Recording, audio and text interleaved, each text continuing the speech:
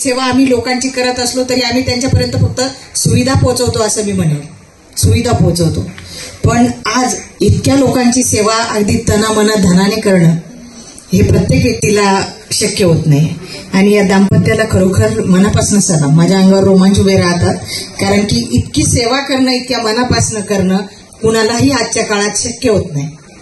घरात आई वडील असतात, त्यांच्याकडे आपल्याला पाहिजे तेवढं पुरेसं लक्ष देता येत नाही. आणि अशा परिस्थितीत ते इतकं सुंदर कार्य करतात. खरोखर मनापासून खूप खूप खूप खूप त्यांचे आभार. की आजचा दिवस खरं तर या वेळेला माझा खास झाला. म्हणजे सकाळपासून मी खूप कार्यक्रम केले, सगळीकडे औक्षण वगैरे, केक वगैरे हे चालूच होतं. पण आताचा जो क्षण आहे तो माझ्या आयुष्यातला सगळ्यात अविस्मरणीय क्षण आहे. आणि जी खंत तुम्ही बोलून दाखवली की इतके सगळे लोक आहेत, इतक्या सगळ्या असुविधा आहेत, सगळं सामाजिक वातावरण लक्षात घेऊन सुद्धा इतकं छान पद्धतीने त्यांचं संगोपन करण्यासाठी ललिताताईंची, दादांची धडपड चालू आहे. तर खरोखर मला असं वाटतं की माझ्या मिस्टरांनी माहिती अधिकाराच्या माध्यमातून, म्हणजे ते महाराष्ट्र राज्य माहिती अधिकार संघटनेचे नाशिक जिल्हाध्यक्ष आहे, आणि त्या माध्यमातून त्यांनी आपल्या बुद्ध विहारासाठी 1 कोटीचा निधी मागवला. मला वाटतं की शासनाकडे असे बरेच निधी असतात जे आपल्याला माहीतही नसतात. फक्त एवढंच आहे की सामान्य माणूस तिथपर्यंत पोहोचू शकत नाही. दादा, आजचा माझा वाढदिवस तुम्ही म्हणजे खास तर झाला असतो, त्यात काहीच हे नाही, पण कदाचित आणखी एखादा संकल्प आमच्या तोंडून इथे सुटणारा असावा की आजन्म आम्ही आहोत तोपर्यंत, हा मी सगळ्यांसमोर शब्द देते की आम्ही दोघे आहोत तोपर्यंत तुमच्या दोघांच्या जोडीने आम्हाला या सेवेची संधी तुम्ही द्या. आणि यदा कदाचित कधीही तुम्हाला कधीही 24/7 आमची गरज लागलीच तर नक्कीच कॉल करा. आम्ही आमच्या परीने नक्कीच तुमच्यासाठी उभं राहायचा प्रयत्न करू. आणि शासन दरबारी असा काही निधी आहे का वृद्धांसाठी? कारण शासन खूप निधी देतं, पण ते निधी कसे येतात कसे जातात कुणालाच माहिती पडत नाही आणि तो मधल्यामध्येच निघून जातो. तर अशी वृद्धाश्रमासाठी काही छान जागा आपल्याला मिळेल का?